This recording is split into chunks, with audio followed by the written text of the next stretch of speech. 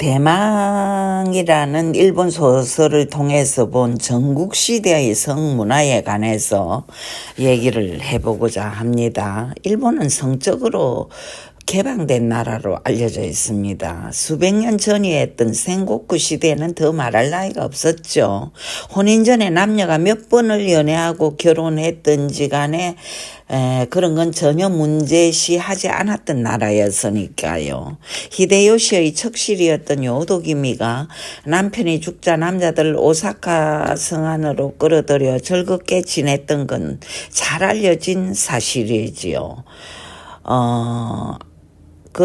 심지어 히데요시가 살아있을 때부터 남자 관계가 깨끗하지 못했던지라 아들 히데요리가 태어나자 아베의 시가 아니라는 둥 하는 말이 파다했습니다. 그래도 그런 것이 크게 문제가 되지 않았던 걸 보면 히데요시 자신도 이미 성적으로 개방되어 있어서일까요? 아니면 사회적 분위기 자체가 그런 것에 전혀 개의치 않아서일까요?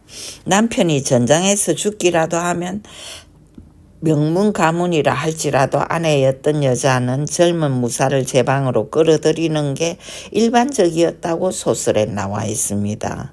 히데요시 생전의 일인데요.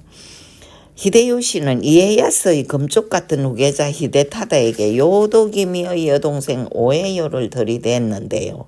사실 히데타다는 예의 바르고 단정했던 성품인지라 몹시 불쾌해했죠. 오에요는 이미 2번씩이나 혼인을 했었고 자식까지 여럿 낳았다는 사실을 알고 있었거든요. 히데요시가 그러나 당시엔 천하 제일의 실력자로 군림할 때였고 그는 어쨌든 이에야스의 가문과 얽히고 설킨 인연을 맺고 싶어 했던 강박증을 가지고 있었기 때문에 막무가내로 들이댄 것이지요.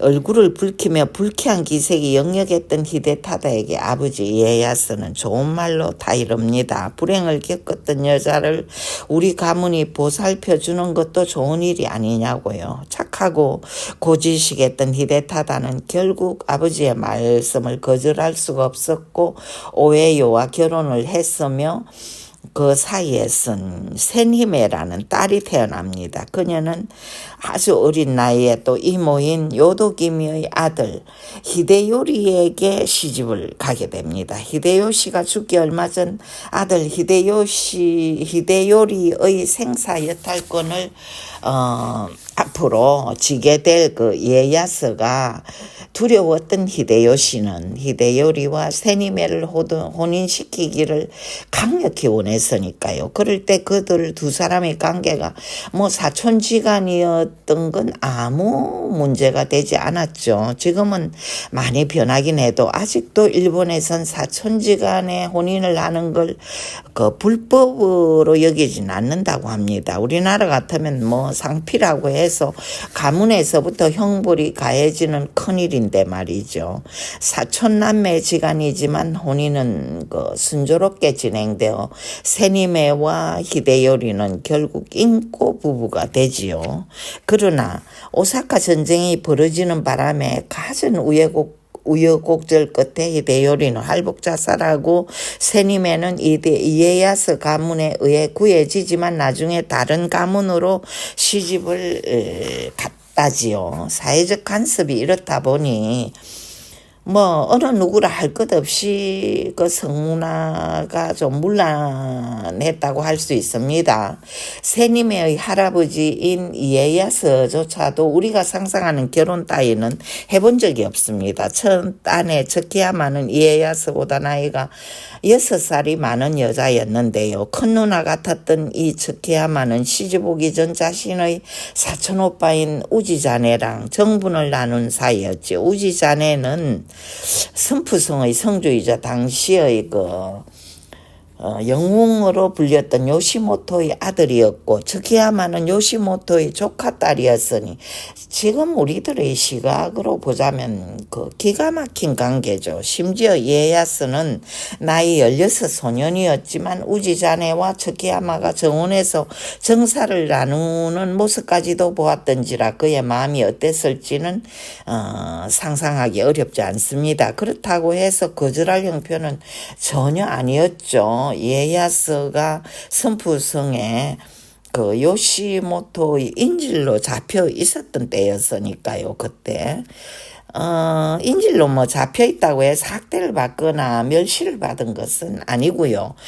가문과 가문 사이의 관계에 얽혀 선푸성에서 지낸 것이죠. 그래도 요시모토는 이에야스에게 좋은 스승에게 학문을 배우게 했고 무술도 연마하게 했으며 전쟁에 내보내기도 했었는데요. 아무튼 조카딸 츠키야마랑 결혼을 하도록 합니다.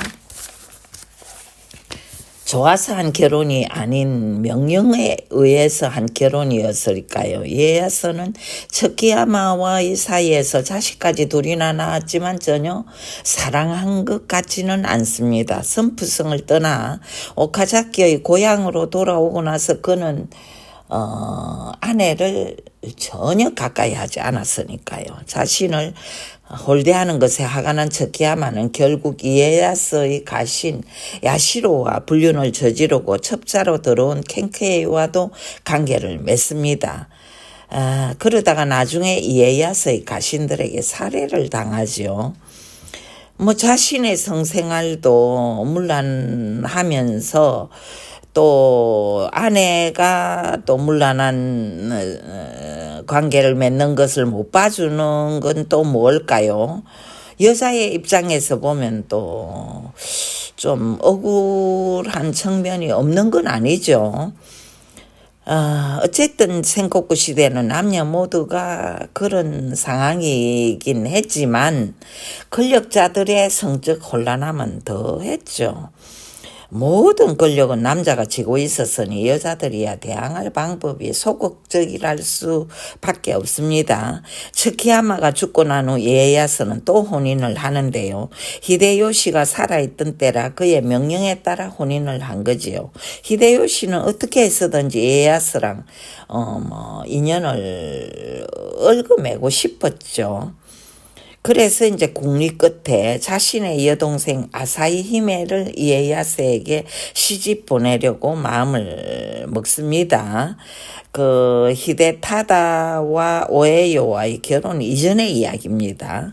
문제는 그 아사히 히메의 처지인데요. 그녀는 이미 두 번씩이나 혼인을 한 40대 여성이었지요. 두 번째 남편 사지 휴가노카미랑은 사이가 아주 좋았지만 히데요시는 강력하게 이혼을 명령하고 이 과정에서 휴가노카미는 스스로 할복 자살을 해버립니다. 자신의 힘으로 히데요시의 마음을 바꿀 수 없음을 알았던 것이죠. 결국 아사히메는 강제로 이에야스에게 가게 되고 두 사람의 혼인 역시 말할 수 없이 불행했죠.